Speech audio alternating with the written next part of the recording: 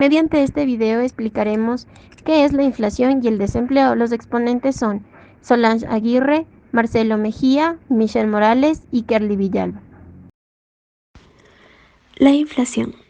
La inflación es un aumento generalizado y continuo en el nivel general de precios de los bienes, servicios de la economía. La inflación usualmente se calcula como la variación porcentual del índice de precios del consumidor, IPC, que mide los precios promedio de los principales artículos, según Gutiérrez y Moreno 2005. Tipos de inflación. Según Delgado, señala que existen diferentes criterios para señalar a los tipos de inflación. Tenemos, según las causas que le originan, inflación de demanda. Es la causa del aumento de los precios, que es el comportamiento de la demanda agregada. Tenemos la inflación de costes. En este caso es la explicación del aumento de precios, es el aumento de los costos de la empresa. Tenemos la inflación importada, inflación por depresión e inflación de organización, además de inflación de estructura. Según la magnitud, este autor dice que puede ser latente cuando el aumento de los precios supera el 3%, declarada cuando el aumento de los precios no supera el 6%, rápida cuando el aumento de los precios no supera el 10%. Tenemos también una magnitud galopante y una magnitud hiperflación.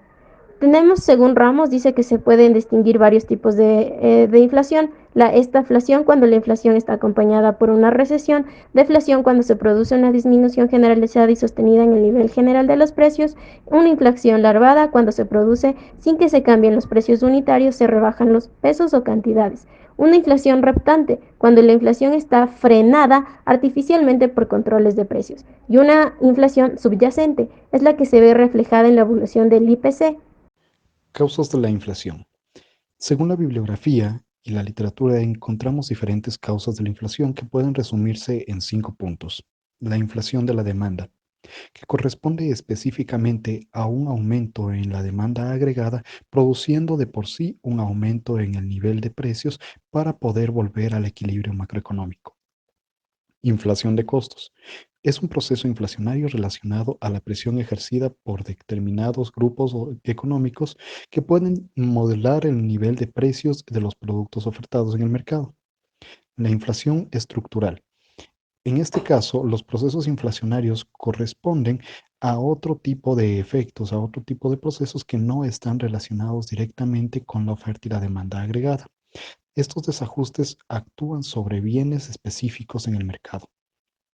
La inflación inercial corresponde a procesos que afectan los diferentes ingresos o pérdidas del capital por fenómenos producidos en el mercado. Y también corresponde a la reacción de los agentes económicos oferentes del mercado que pretenden protegerse de otros efectos producidos por fenómenos económicos en los mercados internos. La inflación con estancamiento corresponde básicamente a un proceso de estanflación, que significa un aumento sostenido y representativo de los precios junto a un aumento significativo y progresivo del nivel de desempleo. Efectos de la inflación. Según Tiscordia 2015, la inflación genera efectos. Uno de ellos es la disminución del poder adquisitivo del dinero. Cuando existe una inflación en una nación, el valor del dinero desciende y esto provoca la pérdida del poder adquisitivo del mismo. B. Distribuye regresivamente el ingreso y la riqueza. El efecto redistributivo de la inflación se ve reflejado en el valor real de la riqueza de las personas. Los grupos sociales menos favorecidos serán los que más sufrirán. Distorsiona los precios y las señales que emiten. En el sistema de precios revela información importante para los agentes económicos para decidir cómo utilizar los recursos de la mejor manera posible. Introduce incertidumbre en la decisión de los agentes económicos. En un contexto de alta inflación, las empresas pueden tomar decisiones erróneas e incorporar menor factor productivo a la actividad. Disminuye la eficiencia de la economía. Produce que los agentes económicos se dediquen a diseñar estrategias para protegerse de la inflación, en lugar de hacerlo para asignaciones y procedimientos eficientes de los recursos productivos. Definición de desempleo. Según NENFA 2011, define el desempleo como todas las siguientes personas que están desempleadas mayores de una edad específica y dentro de una fecha o semana específica que se encuentran en la siguiente categoría. 1. Los trabajadores desempleados que han expirado o suspenden temporalmente el trabajo, están desempleados y realizan trabajos no remunerados. 2. Personas que puedan participar en el trabajo, salvo caso de enfermedades benignas y remunerado dentro de un periodo de tiempo específico, que nunca han estado empleados o cuya ocupación no es un empleado asalariado, es decir, ex empleador, o han estado retiradas de la vida activa. 3. Los desempleados que pueden trabajar en el momento pertinente y conseguir un nuevo trabajo deben comenzar a trabajar en una fecha determinada después de un periodo especificado. 4. Las personas que han sido suspendidas temporalmente o indefinidamente sin compensación alguna. Causas del desempleo. Según Jovanovich, 1988, las recesiones no son la única causa del desempleo. Es así que los economistas han clasificado el desempleo como un fenómeno derivado de algunos factores. Desempleo friccional. Tiene que ver con las personas que están desempleadas debido a una rotación normal de los empleos a su entrada inicial en la fuerza laboral o en cierres rutinarios de negocios. Desempleo cíclico. Se refieren a las personas desempleadas debido a una disminución de las oportunidades de trabajo durante una recesión. Desempleo estructural. Esta se atribuye a las personas que no están empleadas a causa del desnivel de habilidad que poseen los trabajadores disponibles y las necesidades técnicas de los productores de la zona. Causas del desempleo. Una de las primeras causas del desempleo es el tiempo que se toman los trabajadores en encontrar una plaza de trabajo que se adapte a las cualidades que tiene cada uno de ellos.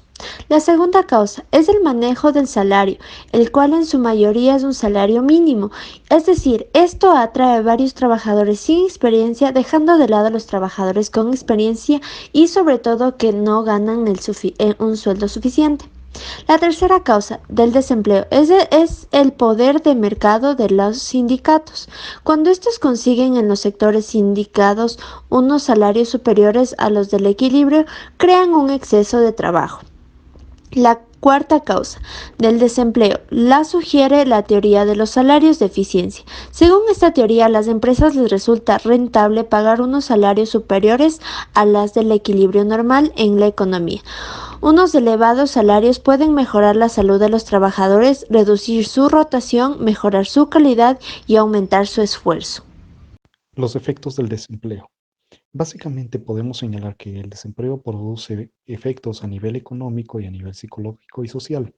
Esto significa que a nivel económico, el sujeto que entra en para va a terminar por gastar todos sus recursos económicos hasta encontrar un nuevo empleo. Y a nivel psicológico, pues existen diferentes consecuencias que pueden relacionarse con la salud mental y su afección en el sujeto tras haber sido colocado en el área del desempleo. Posibles soluciones de desempleo. Existen 6 posibles soluciones. La de la formación. Con la ayuda de las empresas públicas y privadas, conseguir un compromiso real para un proceso de aprendizaje por parte de los postulantes con ganas de aprender. La segunda, los recién graduados deberían tener una garantía más no un contrato a corto plazo que no cubra sus necesidades básicas bajo un seguro social. La tercera, los jóvenes. Disminuir las retenciones de los jóvenes con contratos de formación o prácticas. La cuarta, los mayores de 50 años pueden ser ayudados por empresas facilitándoles con contratos estatales y autónomos para la contratación a mayores con desempleo en un rango de tiempo bajo. Tiempo parcial. Dejar de lado las pocas garantías que se ofrecen a los contratados a corto tiempo para generar un empleo digno que promueva la experiencia más no la explotación. Sexta, el mercado. Necesitan más ayuda del mercado con nuevos emprendedores, es decir, dejar de poner trabas a los emprendedores para que así se incremente el mercado laboral en el mercado de emprendimientos.